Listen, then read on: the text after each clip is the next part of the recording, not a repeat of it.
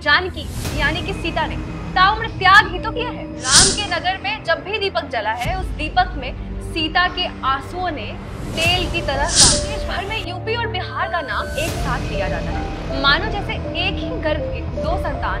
राम मंदिर पर आने वाले फैसले पर तब किसी का भी ध्यान उस बंजर भूमि पर नहीं गया। राम में से जानकी को कहीं भूल से गए कि राम शब्द में जो मर्यादा है, जो कि सीता के बिना अधूरा है। नमस्कार, मेरा नाम साक्षी चौधरी है और आप देख रहे हैं नोएडा न्यूज़।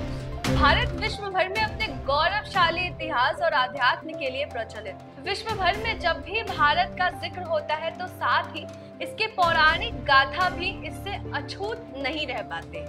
मगर जब भी भारत के विकास में कोई भी राजनीतिक कदम उठाए गए हैं तो समय समय पर कई आस्था केंद्र ने उस विकास के पहिए को कस के धक्का लगाया है।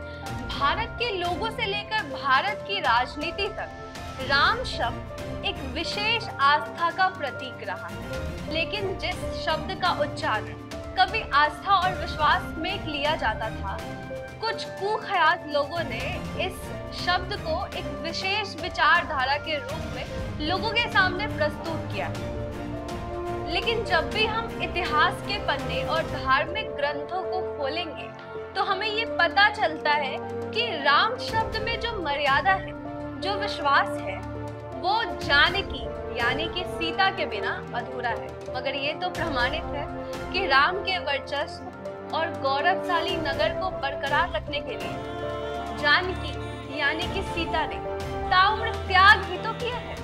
राम के नगर में जब भी दीपक जला है, उस दीपक में सीता के आंसुओं ने तेल की तरह काम किया है।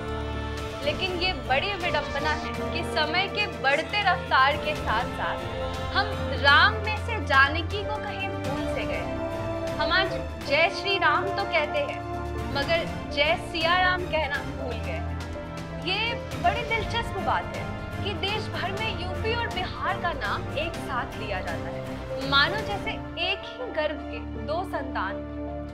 मगर जमीनी स्तर पर देखा जाए तो त्रेता युग से लेकर कलयुग तक जानकी ही कहीं पीछे छूटती नजर आ रही।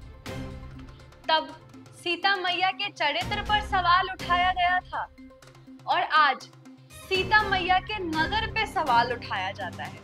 तब सीता मैया अपनी चरित्रता और पवित्रता को साबित करने के लिए अग्नि परीक्षा से गुजर रही थी और आज पूरा मिथिला यानी पूरा बिहार विकास की गाड़ी पर सवार होने के लिए सालों से अग्नि परीक्षा देता आ रहा है। ये बड़ी दिलचस्प बात है कि जब पूरे देश की नजर राम मंदिर पर आने वाले फैसले पर थी, तब किसी का भी ध्यान उस बंजर भूमि पर नहीं गया जो सालों से अपनी भगीरथ की तलाश में है कि कब वो दिन आए जब मैया सीता के जन्म स्थली यानी सीतामढ़ी को भी वही पहचान मिले जिसकी वो हकदार है।